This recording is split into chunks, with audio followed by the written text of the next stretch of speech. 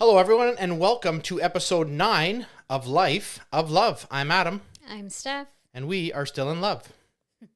Yeah, we are. So this is episode 9 already. Yeah, Wow. crazy. It's, over 2 months now we've been doing this.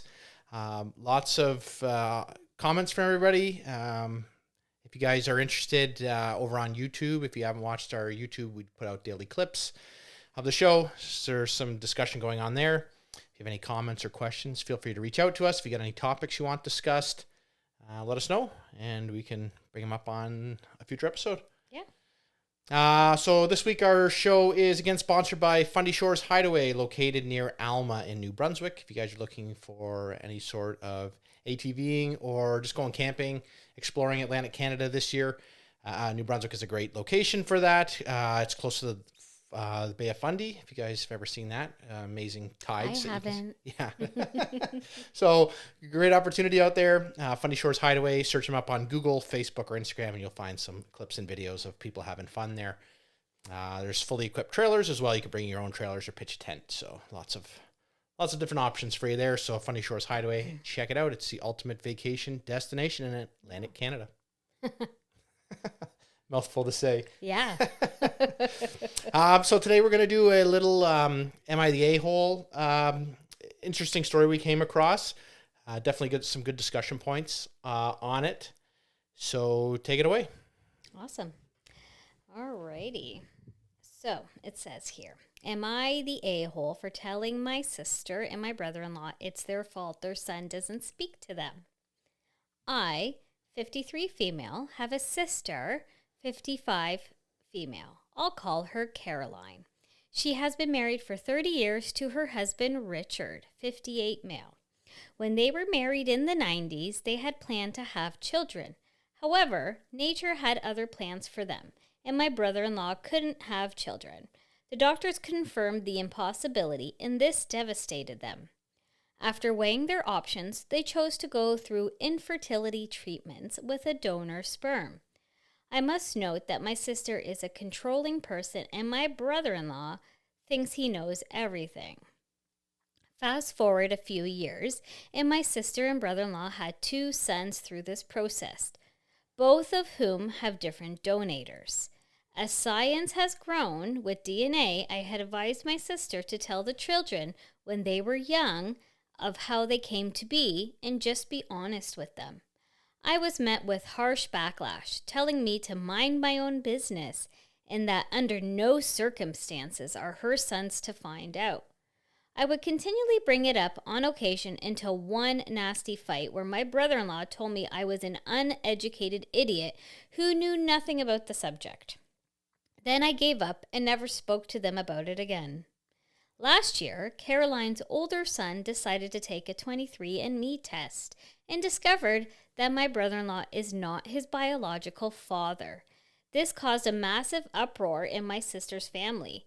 My nephew told them he always knew something was wrong and he wanted to find out the truth. After months of back and forth fighting about my sister and brother-in-law's betrayal of trust, per my nephew, he has now cut contact with his parents. I'm connected with him through social media and will not do anything to risk losing this contact.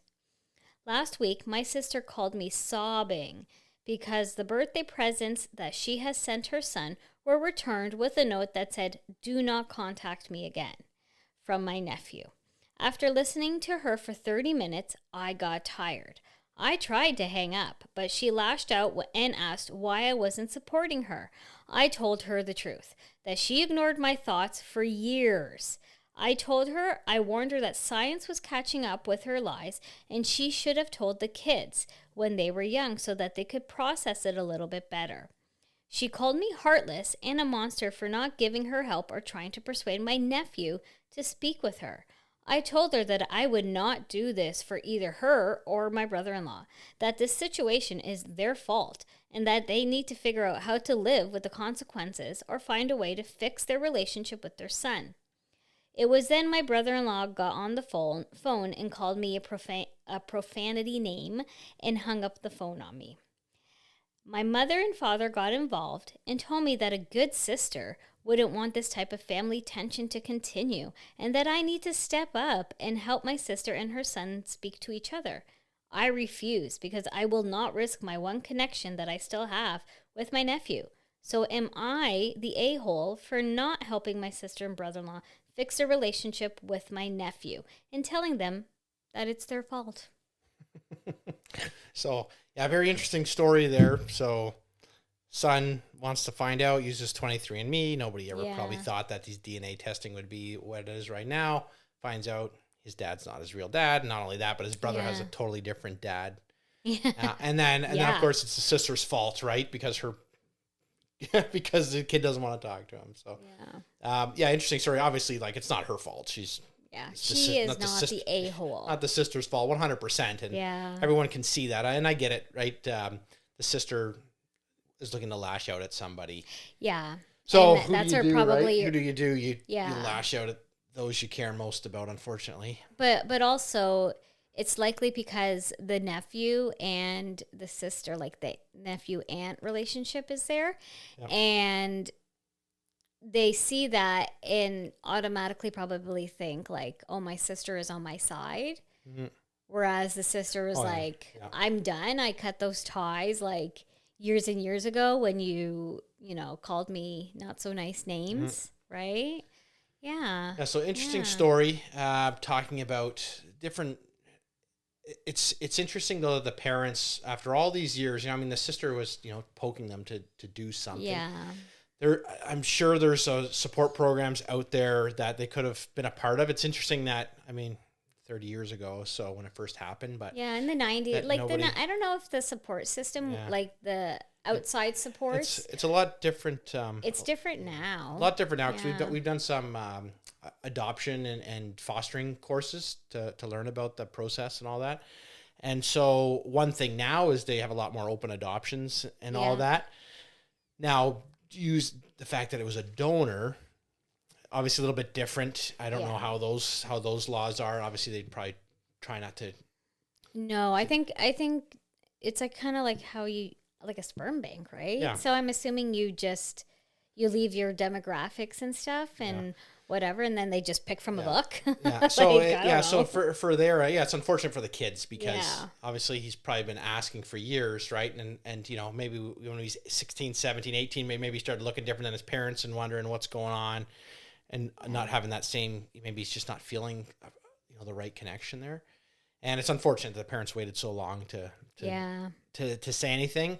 Yeah. Especially, I'm sure the sister probably was bringing things up like, he keeps asking questions. Maybe it's time. And now, unfortunately, now not only do you not have a relationship with your son. Yeah, I think there's a lot of unknown factors that we're not privy to here. Like, did the son want to take that because he doesn't look like them? Like, you know what I mean? Like, if mom and dad are blonde hair, blue eyes, and they have brown hair, brown eyes, like, it'd be interesting to see what the brother is and how the brother was feeling as well. Maybe he looks exactly like his parents, even though he's also a donor. Yeah. And all of a sudden, this one brother's like, I don't look like anybody in the family. Yeah. So I don't know. I think there's a lot of different demographic or like different information that we don't know. He was still birthed by the mother, so like there's a whole birth story. They'd still have all those pictures. Yeah. So it's interesting though that he felt that there was that there just wasn't this connection there. So I'm assuming that they would be biologically her kids, right? Yeah, she's the mother. I would assume that's. So I'm assuming there's some similarities, right? Right, like, Yeah, that's an interesting thing too. Yeah, because like she is still his mom. Yeah. Right. And just the fact that the mom he doesn't want to talk to his mom. I mean, obviously I understand that. Yeah. But yeah, it's still. I think he's in his the stages of grief. I think he's in his anger phase, right? Like, rightfully so. I always say honesty is the best policy. Yeah. Even at a young age, like, kids are pretty resilient and they're able to jump right back up.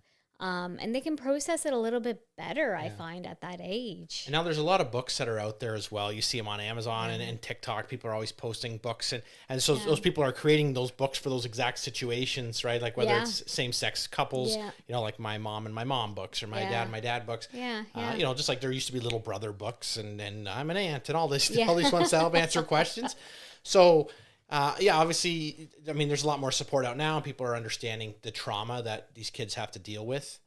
It's unfortunate, exactly, that, right? And we talked about the guy who sued his parents over in India because he was born without consent. He didn't agree. I think that's a little. He didn't agree to being born, and now that he's suffering in this life, even though he lives a good life, he said, "Hey, I live a good life, but I just to show that, hey, I didn't ask to be born." Yeah. And then there was a lady on. None of us really did. Yeah, well, if you think about it. And then there's a lady on TikTok that sued her parents and is getting $5,000 a month right now. She settled with her parents, which is crazy. I think she's in her 20s. So crazy stories out there. I mean, this kid could do the same thing, right? And you don't hear, actually, it's crazy actually when you're thinking about this, that you don't hear more stories about this stuff happening, or that people getting angry that their parents.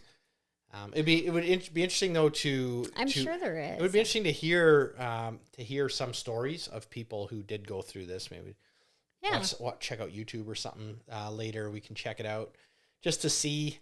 And if anyone here watching has ever experienced that or has some experience with it, let us know. We'd love to hear firsthand from somebody. It's just an interesting thing. I mean, it'd be no different too if let's say like one of your parents died. Like let's say your father died when you were like 2, you know, and your mom. Let's say your mom got remarried a year later, and so that you have no recollection of what happened. I mean, it would be a similar thing going on. At least you'd have at least some background of it. But this is a crazy story, and then you wonder. You know, obviously the kid probably wants to know who his real dad is, but laws, we talked about there's a documentary on Netflix about the doctor who was using his own specimens. Oh yeah. And he had like hundreds of kids, but he had, I think it's on Netflix. Yeah. He had an autoimmune disease or whatever. So like all his kids were getting this disease, and they wondered why, and they were able to link it all back. Like, hey, every kid who ever was artificially born or inseminated all had this issue, and then they were able to track it back that, you know, this doctor was doing the switch. But then there's a Vince Vaughn movie as well where he was a donor, and then he finds out he has like 200 kids or something. So it's a good comedy if anyone wants to check that one out. But on the more serious side of, you know, that am I the a-hole? I think a bigger concern, maybe because I'm in the healthcare field, is there's a whole side that these kids don't even know their family history, and if there's any sort of ailments and whatever in their father, right? They don't know his medical history, so it kind of leaves a lot of gaps open when they go for cancer screening, right? Yeah, and I've heard a couple other instances too where people do the 23andMe, and then they find out like their dad was cheating on their mom, and they've got this whole other family. Yes, and so a similar situation too, right? Like how traumatic is it for these kids to know? And it also sucks for the kids too to know that, like, you know, for 20, 30, 40 years, they never got to meet like other uncles that they have and other brothers and sisters. So it's unfortunate that it really that is. the parents, that we as parents choose to do things that unfortunately affect the kids worse than we think. And we think we're doing the best that we can for our kids.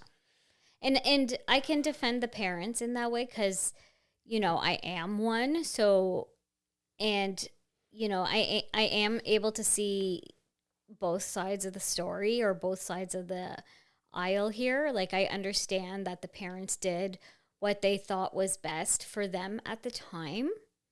And I also can see why that child is very upset with his parents and want to go no contact. I can see it. It just doesn't seem like the parents are taking full accountability for why their son doesn't want to speak to them. It's just really unfortunate, right? We kind of live in this society where like someone will tell you, hey, I don't like what you did there. I did not like X, Y, and Z. And we kind of live in a society where everyone just gets defensive, right? Instead of just saying like, oh, I'm sorry I made you feel that way. It wasn't my intention, right? We're like we're a society of reactionary. Instead of taking a second and think for a second, like how do you think the other person feels? Yeah. Just for that, everything, right? Like their kids yell at us, we yell back at them, and then you ask, well, why are they that way, right? Yeah, and then you think like, okay, next time, instead of just going like straight to, reactionary mode, let's just try and take a step back and ask a few questions, right? So if anyone listening, if you've got any thoughts, opinions on that story and what we've just discussed, let us know. Yeah. We'd love to hear from you guys. Another thing we're going to talk about this week, so just to go back on some of our love language talk that we did a couple times ago. So just prioritizing quality time together. So every couple weeks we try to go out for whatever coffee or breakfast or dinner. This past week we went to Queen's Family Restaurant in Hespeler Road.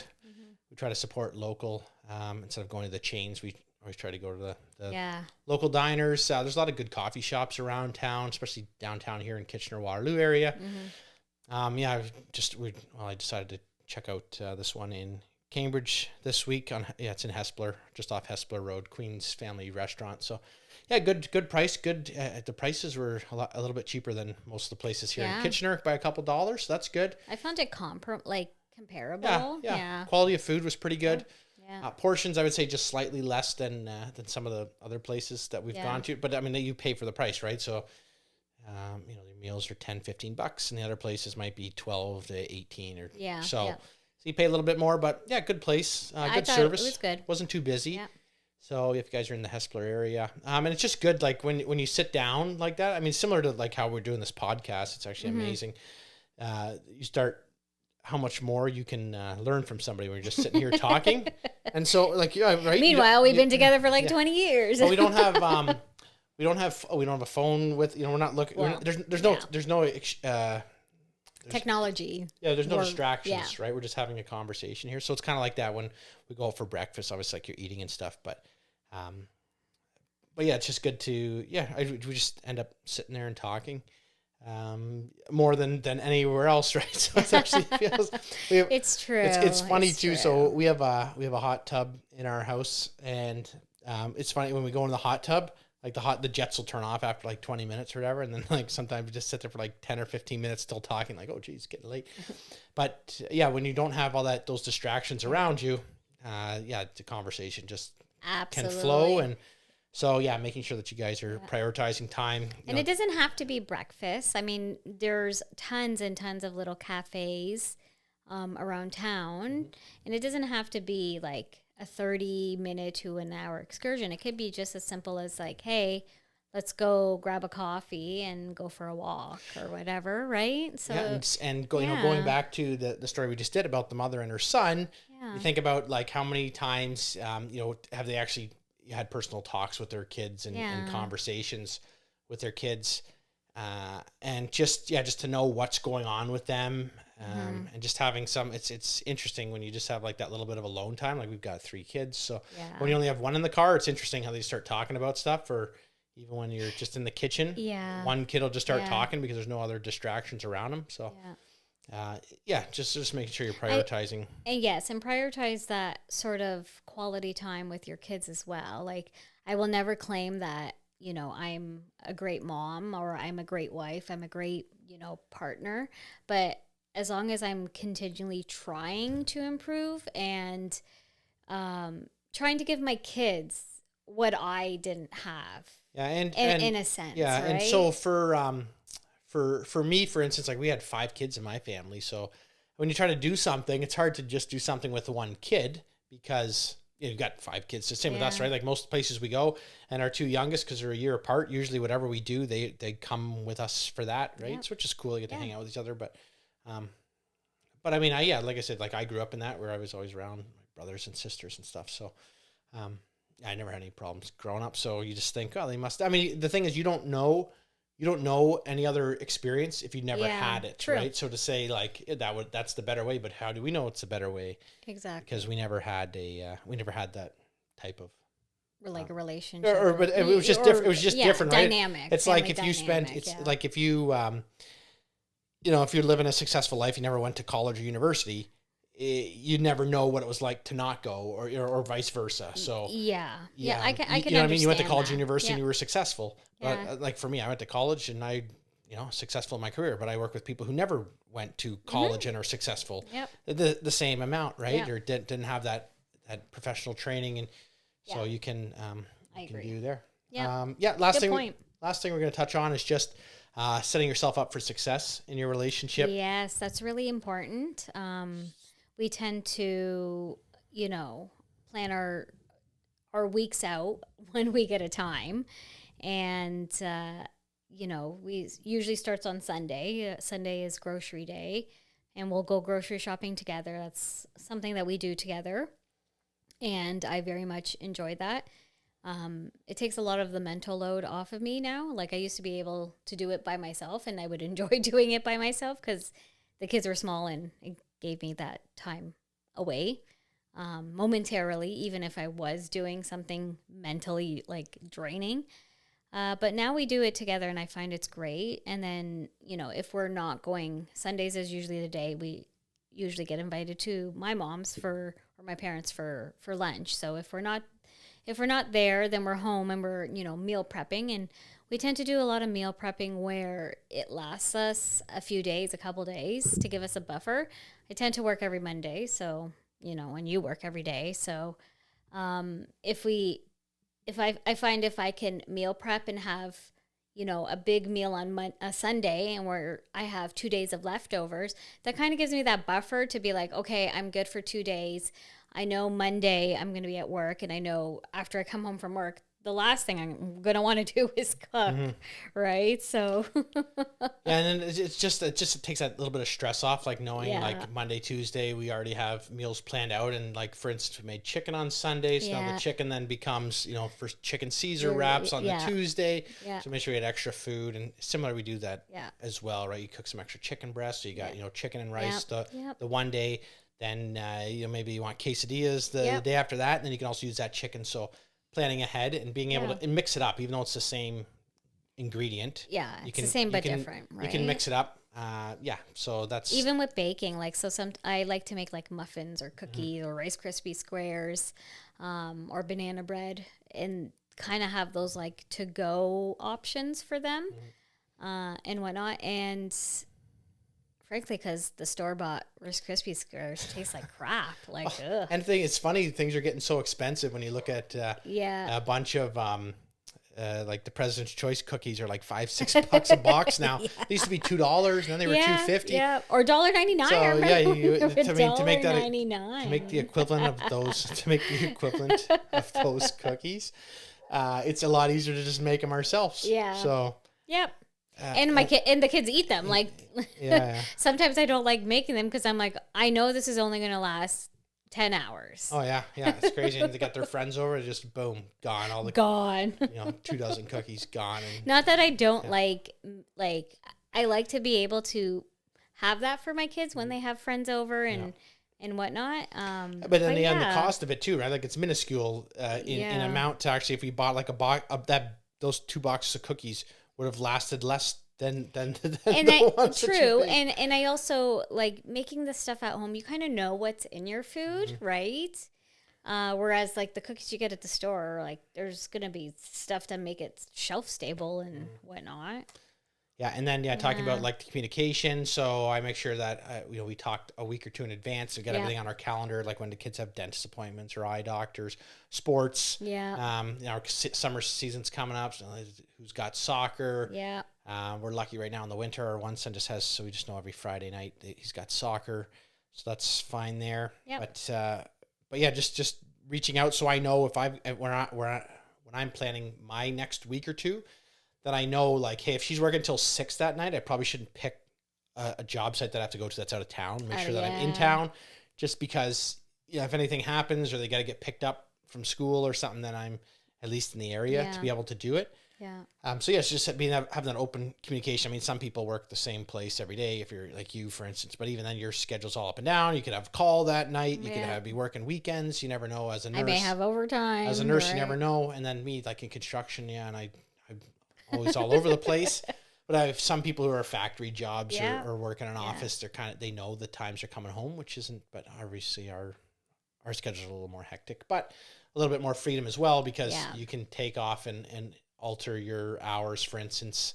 You got to plan in advance, but you're able to do that. And then, sometimes you get 4 10s, and then you get a Friday off, or, you get whatever, 3 10s, and then you got to work overtime or a weekend or on calls. So we're lucky that way that we've got the flexibility, to be able to plan ahead. And, things like eye doctors and dentists, you're usually planning a couple months anyways. So you can quickly look at your schedule and make sure, and just, have that communication, making sure that you're checking in with each other and knowing where you're going to be and where you're going to be at. And then that way everything just runs more smoothly that way. You don't have to stress about it. Who's going to pick up the kids and all that. You've kind of got it already figured out. I do find like the weeks that we do sit down and be like, okay, what do you work? Where are you going?